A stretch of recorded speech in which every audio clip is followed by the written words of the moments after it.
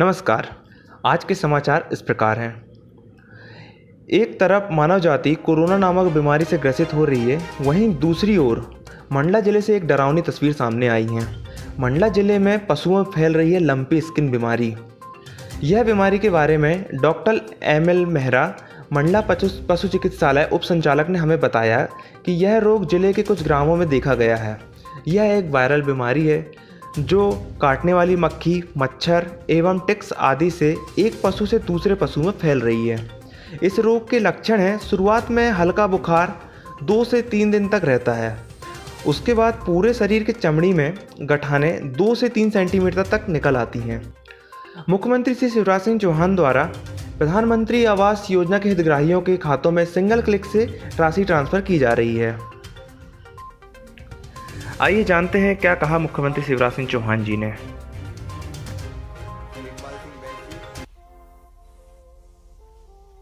अपर मुख्य सचिव मनोज श्रीवास्तव जी और अलग अलग जिले में उपस्थित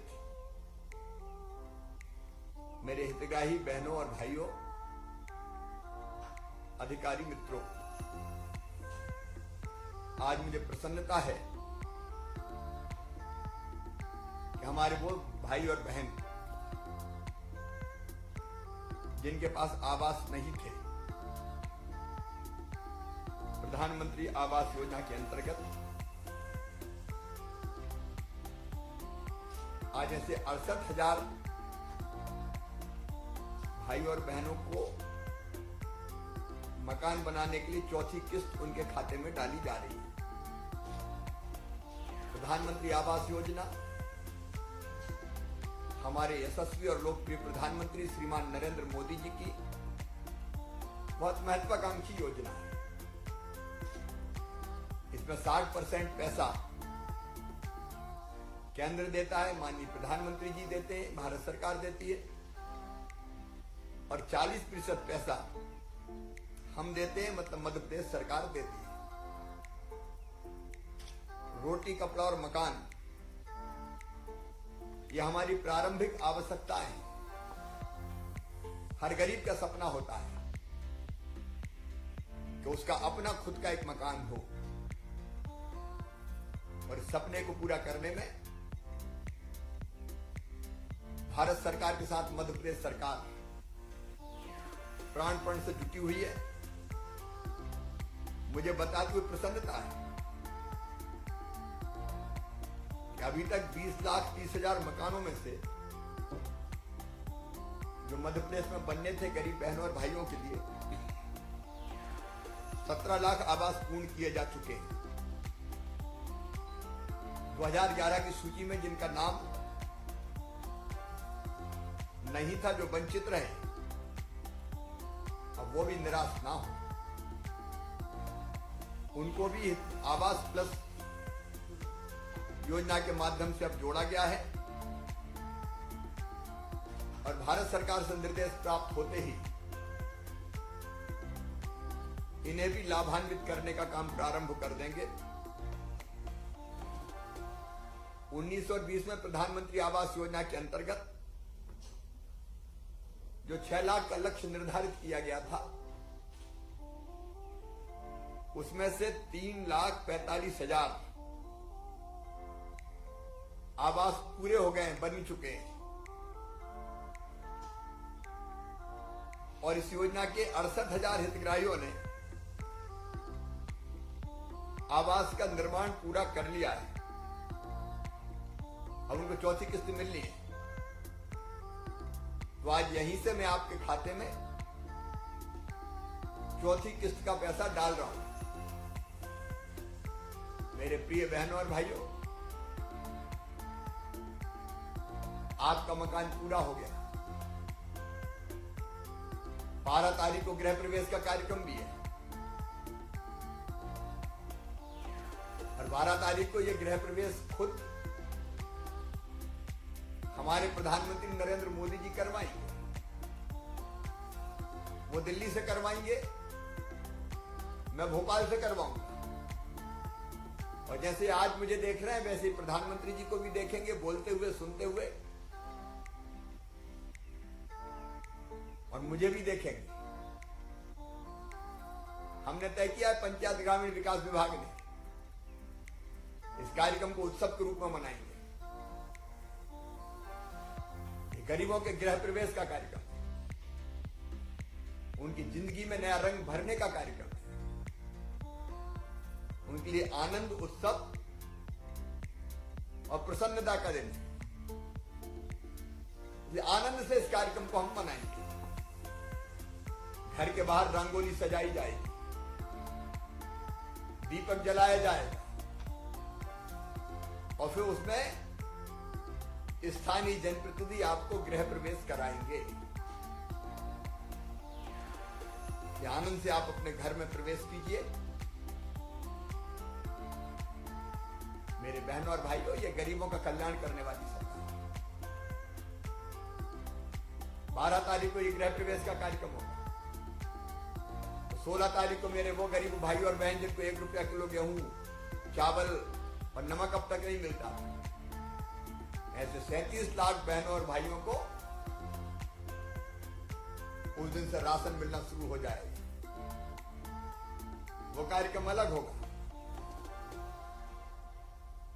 जितनी चीजें गरीबों के कल्याण की, किसानों के कल्याण की, 18 तारीख को किसानों के खाते में पैसा डाला जाएगा फसल बीमा योजना का 4600 करोड़ रुपया।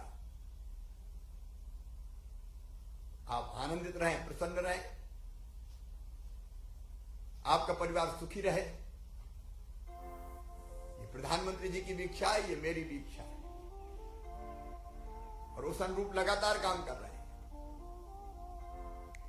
आप सब जो मित्र मेरे सामने बैठे, उनमें सरपंच सहित जनप्रतिनिधि भी हैं, अधिकारीगण भी हैं। 12 तारीख का कार्यक्रम ऐतिहासिक कार्यक्रम होना चाहिए। हर पंचायत से, हर गांव से कम 100 लोग प्रधानमंत्री को सुने। डायरेक्ट टेलीकास्ट होगा, आप टीवी पे सुन सकते हैं 11 बजे से लेकर 12 बजे तक। हम सब साक्षी होंगे आपके गृह प्रवेश के। प्रधानमंत्री जी अपने मन की बात भी कहेंगे, मैं भी बोलूंगा। कुछ हितग्राहियों से वो चर्चा भी करेंगे। मध्य प्रदेश बदलना है, मतलब गरीबों की जिंदगी बदलना है। रोटी, कपड़ा, मकान, पढ़ाई लिखाई, दवाई और रोजगार का इंतजाम करना है। हमारे ग्रामीण विकास विभाग ने अभी कमाल किया, मनरेगा में रोजगार देने के सारे रिकॉर्ड तोड़े। उस पर फिर किसी दिन चर्चा करेंगे। आज तो आपके खाते में 68,000 मित्रों, मेरे बहनों और भाइयों, चौथी किस्त प्रधानमंत्री आवास योजना की 102 करोड़ रुपए की आपके खाते में डाल रहे हैं। आप पैसा निकालिए और आनंद के साथ 12 तारीख को 11 बजे गृह प्रवेश कीजिए। प्रधानमंत्री जी को सुनिए। आपको बहुत बहुत बधाई। 8 सितंबर को अंतर्राष्ट्रीय साक्षरता दिवस मनाया जाता है। मंडला जिले में भी साक्षरता बढ़ाने के उद्देश्य से महिला एवं बाल विकास विभाग द्वारा निरक्षरता से आज़ादी अभियान प्रारंभ किया गया है। इस अभियान में गांव की पढ़ी लिखी महिलाओं द्वारा अनपढ़ महिलाओं को अक्षरज्ञान, गिनती एवं बैंकिंग से संबंधित समान प्रक्रिया का ज्ञान कराया जा रहा है। मुख्यमंत्री शिवराज सिंह चौहान ने सीहोर जिले के सलकनपुर में बाढ़ प्रभावित क्षेत्रों का किया दौरा। और अपने क्षेत्र के लोगों से तो रोज कोई ना कोई अधिकारी बात करता है, ठीक है कि नहीं, कोई दिक्कत तो नहीं है। जितनी योजनाएं चलती सब कांग्रेस आएगा बंद कर दी। संबल योजना बंद कर दी, लैपटॉप बंद कर दिए, बेटियों की शादी की ढेला नहीं किया, 51,000 हमारे स्मार्टफोन, साइकिलें, मरुआ का रिक्शा, बेटा बेटी के जन्म में तब तक जोड़ा तो बहुत मुश्किल में नहीं जाता। मैंने सारी वो योजना फिर से चालू करी और आज मैं आया हूं तो बाढ़ के कारण। पहले भी हेलीकॉप्टर से चक्कर लगा के गया था, अपने हाथ वालों को देखा। इस बार भी और जब ये आशंका हो गई कि बाढ़ महाविनाशकारी है, बांधों से छूटने वाला पानी शहर ढालेगा, तो 48 घंटा में पलक से पलक नहीं लगाई। जनता बची रहे, बस एक काम जनता की जिंदगी बचाना है, डूब के कोई को नहीं बंद करना किसी भी हालत में। अपना प्रशासन लगा, हमारे सारे कार्यकर्ता नेता सांसद विधायक